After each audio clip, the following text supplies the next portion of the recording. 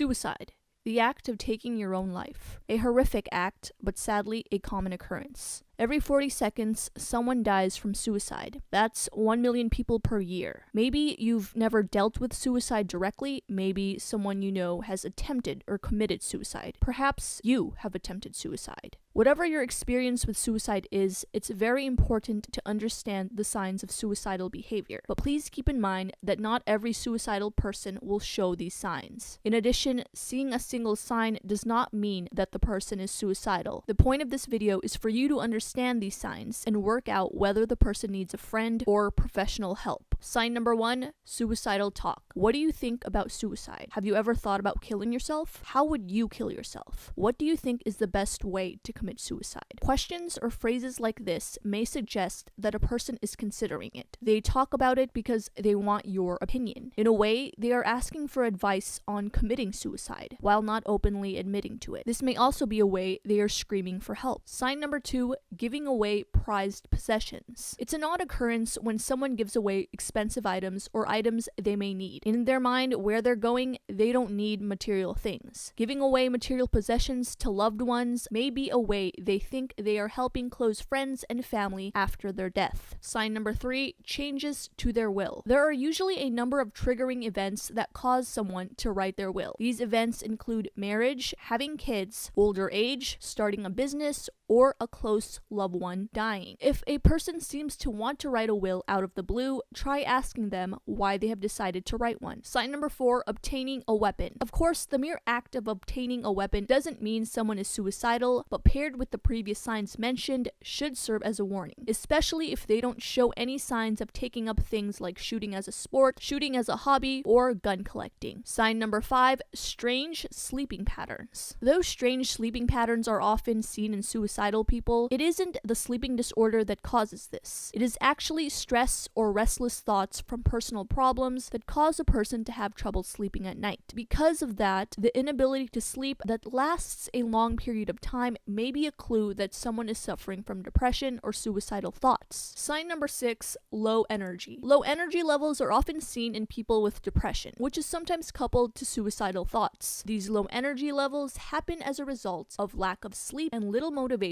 to do activities that will actually help them feel better. Sign number 7, abusing drugs or alcohol. A study by Bruce Alexander examined the theory of drug addiction on rats. Previous studies have concluded rats to be highly motivated for addictive drugs despite the obvious risks like being electrocuted or deprivation of food. Alexander challenged that notion by conducting a study of his own. He would put the rats in cages where they were free to do activities and interact with other rats. In past studies, the rats were in cages alone, often with nothing to do but the addictive drug. In Alexander's study, he found the rats to rarely take the drug. The same implications can be made for humans. When humans don't feel connected to anyone, they may turn to drugs and alcohol as a form of escape. Another reason may be because they think the drug will give them enough willpower to commit suicide. Sign number 8, low motivation for social life. People who want to commit suicide often drop out of their social lives. Depressed and suicidal people often do not feel connected to others around them. As a result, they may end up dropping existing friends or family because they don't feel good enough for them. They may also see socializing as a distant, unimportant thing. Sign number 9, not participating in activities they love. Seen in depression as well, suicidal people find no interest in activities they love anymore. Nothing seems to matter and their interest is diminished. Sign number 10, self-harm. Self-harm is one of the biggest signs that someone might be suicidal. Examples of this include cutting, burning, and poisoning oneself. In a sense, it's a way that suicidal people test the waters to see if they actually have what it takes to commit suicide. Former self-harmers often say that the physical pain helps them escape the emotional one. Sign number 10, risky behavior. Studies have shown that suicidal people tend to take more risks. Look out for signs such as driving recklessly or picking fights. Sign number 11, emotional outbursts. Look for unexplained emotional reactions to certain things people have said in their presence. It might make no sense to you why these words are triggering such an emotional response, but it could be words that remind them of a traumatic event in their life. Sign number 12, body language. This is a very general sign, but paired with the previous signs could be a good clue of depression and suicidal thoughts. Look for body language such as slumped shoulders, staring at the floor, and unwillingness to make eye contact. Sign number 13,